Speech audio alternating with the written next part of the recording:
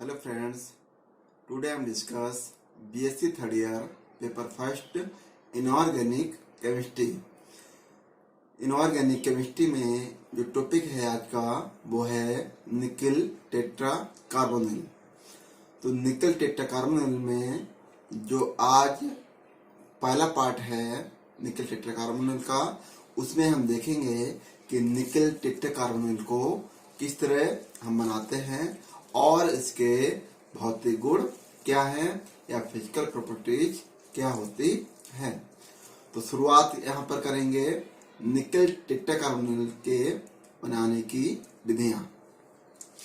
तो यहाँ देखते हैं कि इसकी निकल टेट्रा कार्बोनिल का सूत्र होता है NiCO का होल 4। कहने का मतलब ये हुआ कि निकल टेट्रा कार्बोनिल में निकल की संख्या 1 होती है और कार्बन मोनोऑक्साइड जिसे हम कार्बोनिल भी कहते हैं कि इनकी संख्या 4 होगी।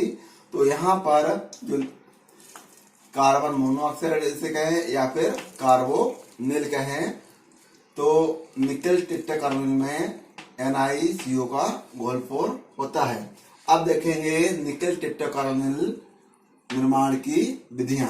तो पहला पॉइंट है यहाँ पर 60 डिग्री सेल्सियस तक गर्म चूड़ित निकल पर कार्बन मोनोऑक्साइड प्रवाहित करके।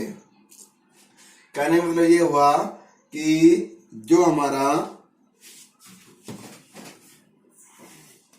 ये निकल है और निकल की क्रिया में कराई का 4 इसके जो मॉलिक्यूल होंगे वो किसके होंगे, कार्बन मोनोऑक्साइड।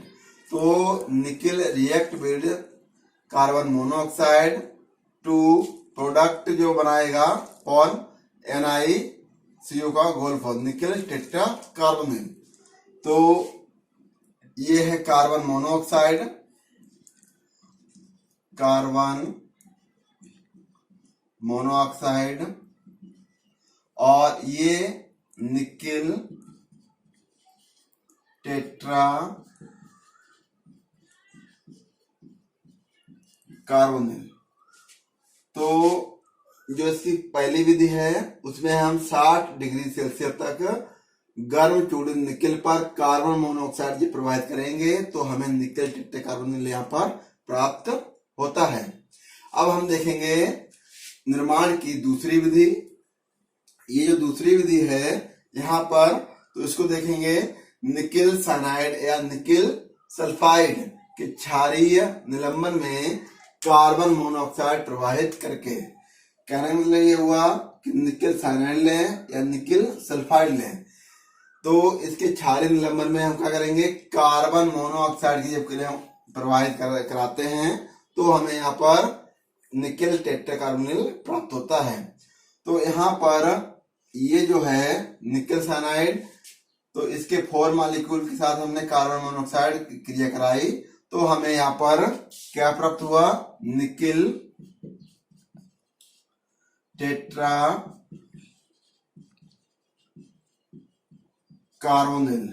और ये जो FN का वोल्टेज है ये बन गया है साइनोजन। ये साइनोजन यहां से निकल गया। इसकी दूसरी रिएक्शन जो है निकल सल्फाइड के साथ, तो निकल सल्फाइड की क्रिया कार्बन मोनोऑक्साइड के साथ जब करवाते हैं तब भी हमें यहाँ पर क्या प्राप्त होता है, निकल टेट्रा कार्बोनिल प्राप्त होगा और सल्फाइड यहाँ से निकल जाता है।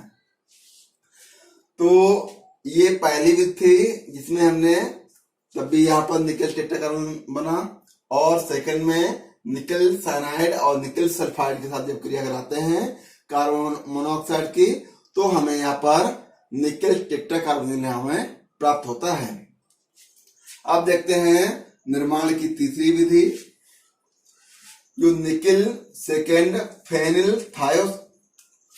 यहाँ पर देखेंगे इसको हम द्वारा निकल सेकेंड फेनिल डाइथायो कार्बोनेट और निकल सेकेंड फेनिल डाइथायो कार्बोनेट का जो फार्मूला होता है वो है NiSC.NH C6H5 का वोल्टेज। कहने में ये हुआ कि ये जो निकिल है और इससे कितने जो ये जो कंपाउंड है पूरा वो निकिल से दो तरीके से जुड़ा हुआ है। तो यहाँ पर सेकेंड हो गया। और ये C6H5 जो है वो फेनिल है। बाकी दो थायो ग्रुप जुड़े हुए हैं S तो ये डाइथायो कार्बोनेट पूरा बन गया। तो कहने वाला ये है निकिल सेकेंड फेनिल डाइथायो कार्बोनेट पर कार्बन मोनोऑक्साइड प्रवाहित करके जब हम क्या करेंगे निकिल सेकेंड फेनिल डाइथायोकार्बोनेट पर CO प्रवाहित करेंगे, ये जो विधि होगी वो कौन सी विधि होगी? प्रयोगशाला विधि कहलाएगी। प्रयोगशाला विधि कहलाएगी या लेबोरेटरी मेथड कहलाएगा। तो इसको हम देखते हैं रिएक्शन माध्यम से। तो यहाँ पर हमने दो मॉलिक्यूल लिए किसके? निकिल सेकेंड फेनिल डाइथायोकार्बोनेट के। तो जब यहाँ पर हमने लिए निकिल सेकेंड फेनिल डाइथायोकार्बोनेट के दो भाग लिए, जिसकी हमने क्रिया कार्बन मोनोऑक्साइड के 4 मॉलिक्यूल के साथ जो करवाई है, तो हमें यहाँ पर क्या प्राप्त हुआ? निकिल टेट्राकार्बोनिल हमें प्राप्त हुआ NiCO का होल 4 प्लस, और ये जो है NiSSC.NH.C6H5 का होल 4। तो यहाँ पर निकिल से ये जितना जो कंपाउंड है फेनिल डाइथायो कार्बोनेट जो है, जो इतना कंपाउंड है वो 4 मॉलिक्यूल यहाँ पर इससे जुड़े होंगे। तो यहाँ पर निकिल 4 फेनिल डाइथायो कार्बोनेट इसका नाम हुआ। तो कहने वाला ये हुआ कि यहाँ पर दो मॉलिक्यूल लिए, तो जब 2 और 2 यहाँ से निकल एक बाहर निकल गया, तो पूरा हमें सबसे पहले हमें मिला है निकिल टेट्राकार्बोनिल, और बचा हुआ जितना भाग है वो टोटल यहाँ पर आ गया, जिसका जो नाम होगा निकिल इतना है तो निकिल, और 4 ये लगे हुए हैं तो 4 ये हो गया, फेनिल है तो फेनिल हो गया, डाइथायो तो डाइथायो इस तरह होगा, एक S ये और एक S ये, तो क्या डाइथायो कार्बोनेट, क्योंकि C से NH जुड़ा हुआ है तो इसका पूरा नाम हो गया निकिल 4 फेनिल डाइथायो कार्बोनेट। अब हम देखेंगे इसके ये 3 पॉइंट हुए किसके? निकिल टेट्राकार्बोनिल की निर्माण की विधियों में इसकी 3 तरीके से हमने निकिल टेट्राकार्बोनिल को बनाने की विधि देखी, जिसमें एक है प्रयोगशाला विधि।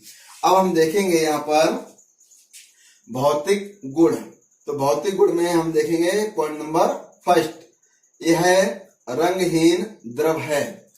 तो कहने वाला ये है कि ये जो निकिल टेट्राकार्बोनिल होता है वो एक द्रव है, और कैसा द्रव होगा? कलरलेस होता है। दूसरा, इसका क्वथनांक 43 डिग्री सेल्सियस तथा गलनांक -25 डिग्री सेल्सियस है।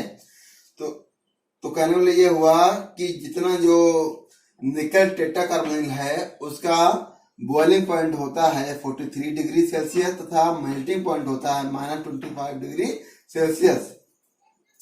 अब हम देखते हैं पॉइंट नंबर 3, यह जल में अविलेय है परंतु कार्बनिक विलायकों में मिश्रणीय है। तो कहने वाला ये है जो निकिल टेट्राकार्बोनिल होता है वो जल में नहीं घुलता है, परंतु जो कार्बनिक विलायक होते हैं या ऑर्गेनिक सॉल्वेंट होते हैं उनमें ये मिश्रणीय होता है, घुल जाता है। अब हम देखते हैं पॉइंट नंबर 4, यह अत्यधिक विषैला द्रव है। तो वो जो निकिल टेट्राकार्बोनिल होता है वो क्या है? एक विषैला द्रव होता है, या जो कहने वाली ये है विषैला द्रव है। और इसी तरह इसको वीडियो को कंटिन्यू रखने के लिए हमें वीडियो सेकंड इसका पार्ट सेकंड देखना है। इसके आगे के जो केमिकल प्रॉपर्टीज हैं और जो स्ट्रक्चर ऑफ निकिल टेट्राकार्बोनिल है वो हम नेक्स्ट वीडियो में देखेंगे। हमारा जो लेक्चर 23 होगा और पार्ट निकिल टेट्राकार्बोनिल का पार्ट नंबर 2 होगा, उसमें हम देखेंगे। Thank you for watching.